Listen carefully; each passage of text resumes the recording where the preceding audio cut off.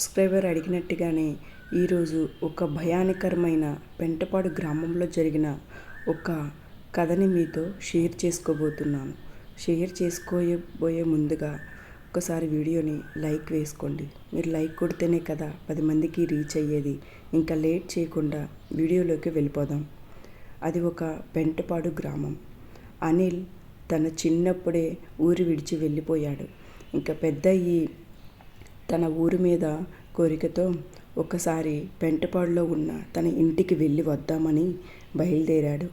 వచ్చిన తర్వాత ఆ ఇంటి మీద ఉన్న ఎన్నో కథల్ని విన్నాడు.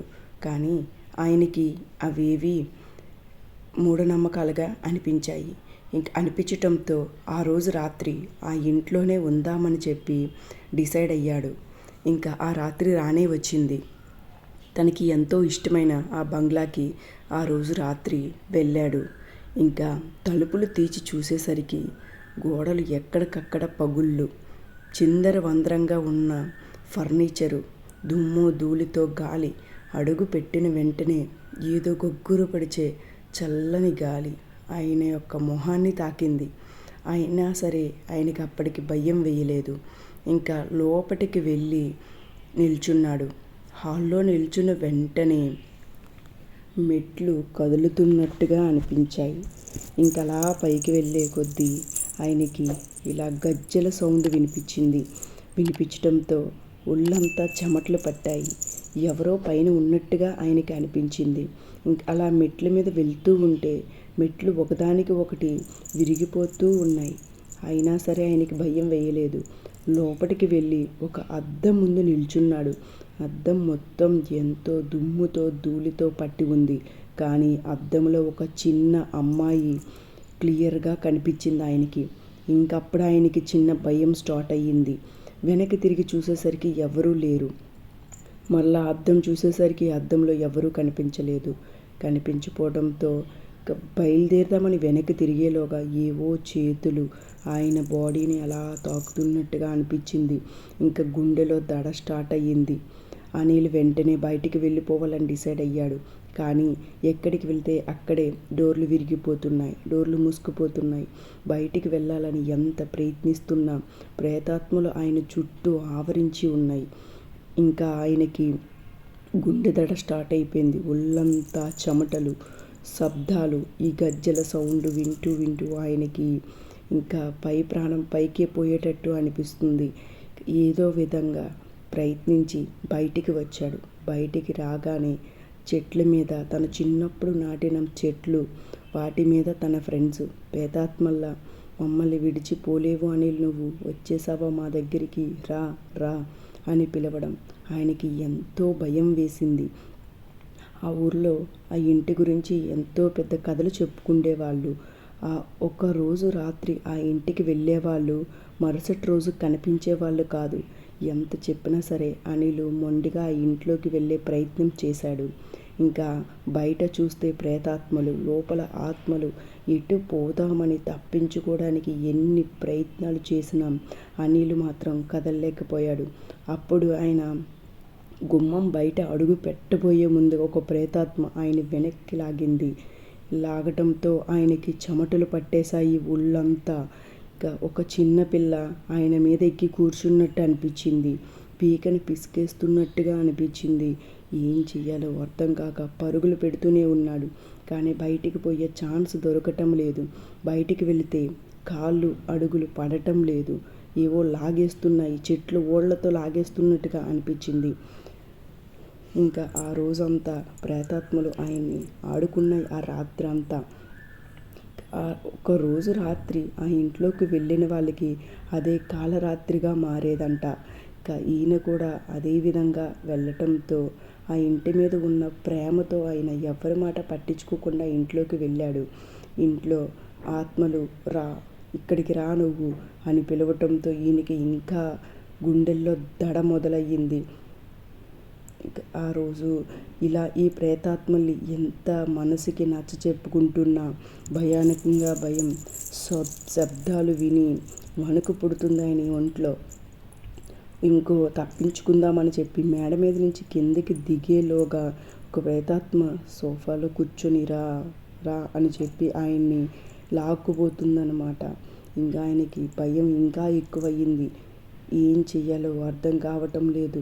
చెమటలు పడుతున్నాయి. కేకలు వేస్తున్నాడు, కానీ ఈయన కేకలు ఎవ్వరికీ వినిపించటం లేదు. అరుస్తున్నాడు, రక్షించండి, కాపాడండి అని అరుస్తూనే ఉన్నాడు. కానీ కొంత సమయానికి ఆయన పట్టుకున్న టార్చ్ లైట్ కూడా ఆగిపోయింది. మొత్తం అంతా కారు చీకటి, చిన్న చిన్న పురుగులు, పొదలు, చెత్తతో ఉన్న ఆ ఇంట్లో ఎటు అడుగు పెడితే అటు కాళ్ళకి ఏదో పురుగులు తాకుతున్నట్టుగా, పాములు పాకుతున్నట్టుగా ఒళ్ళంతా అనిపించింది ఆయనకి. అయినా సరే ధైర్యం తెచ్చుకొని బయటికి వెళ్దామని ఎంతో ప్రయత్నించాడు. అయినప్పటికీ బయటికి వెళ్ళలేకపోతున్నాడు. ఒక ఆత్మ ఆయన వెనకాలే ఎగురుతున్నట్టుగా, ఏదో గాలి, చల్లని గాలి ఒంటిని తాకుతున్నట్టుగా అనిపించింది. ఎన్నో ప్రయత్నాలు చేసినప్పటికీ ఆయన బయటికి రాలేకపోయాడు. బయట ప్రయత్నించి ఆఖరికి గుమ్మం బయట అడుగుపెట్టాడు. అడుగు పెట్టగానే ఆత్మలన్నీ ఆయన చుట్టూ చేరాయి. ఆ ఇంటికి ఉన్న కథ ఏంటంటే, చనిపోయిన ప్రతి ఒక్కరిని అక్కడే పాతిపెట్టేవాళ్ళంట.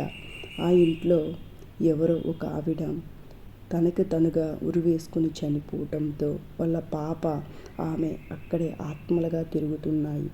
సో ఇంకా ఆయన నడుస్తుంటే గజ్జల సౌండ్తో ఎక్కడికక్కడ వస్తువులు విరిగిపోతూ ఉన్నాయంట.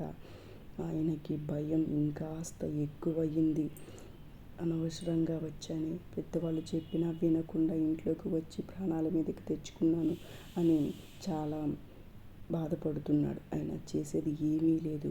బయటికి వచ్చేసరికి వాళ్ళ ఫ్రెండ్స్ చెట్టు మీద ఆత్మల్లా తిరుగుతున్నారు. ఎటు చూసిన ఆత్మలు, ప్రేతాత్మలు. ఏం చెయ్యాలో అర్థం కాని పరిస్థితి. కేకలు పెడుతున్నాడు, అరుస్తున్నాడు. కరెక్ట్గా అర్ధరాత్రి 12 అయ్యింది. ఆ సమయంలో ఆత్మలు తిరిగే సమయంలో ఆత్మలు ఈయన చుట్టూ చేరాయి. ఒక తల్లి పాప ఆత్మ ఇక్కడే ఉండిపో అని ఘోష. వాళ్ళ ఫ్రెండ్స్, నా కోసం వచ్చావా అనిల్, రా అనిల్ అనే ఆత్మ ఘోషల మధ్యలో, ఈ పట్టీల శబ్దం మధ్యలో తను దిగి వస్తుంటే విరిగిపోతున్న ఆ మెట్ల మధ్య శబ్దంతో చెవులు మొత్తం రక్తాలతో చిందాయంట ఆయనకి. ఏం చెయ్యాలి, ఎలా తప్పించుకోవాలని ఎన్ని ప్రయత్నాలు చేస్తున్నాడు అంటే విశ్వ ప్రయత్నాలు ప్రయత్నించాడు. అయినప్పటికీ ఆత్మల్ని విడిచి రావటం అంత సామాన్యమైన విషయం కాదు. ఇంకా ఆ రోజు రాత్రి ఆయనకి కాలరాత్రి అయింది. ఇంకా అదే చివరి విశ్రాంతి స్థలం అయ్యింది. ఆ మరుసటి రోజు నుంచి పెంటపాడు గ్రామంలో ఆయన్ని ఎవ్వరూ కనిపించలేదు. అదే ఆయన ఆఖరి రాత్రి అయింది. ఇది ఫ్రెండ్స్, పెంటపాడు గ్రామంలో జరిగిన అనిల్కి జరిగిన ఒక యథార్థ హర్రర్ సంఘటన. దేవుడు ఉన్నాడని ఎలా నమ్ముతామో దెయ్యాలు కూడా అలానే ఉంటాయి ఫ్రెండ్స్. దెయ్యాలు లేని ఊరు లేదు, వాడ లేదు. అవి సమయాన్ని బట్టి మన మీదకి వస్తూ ఉంటాయి.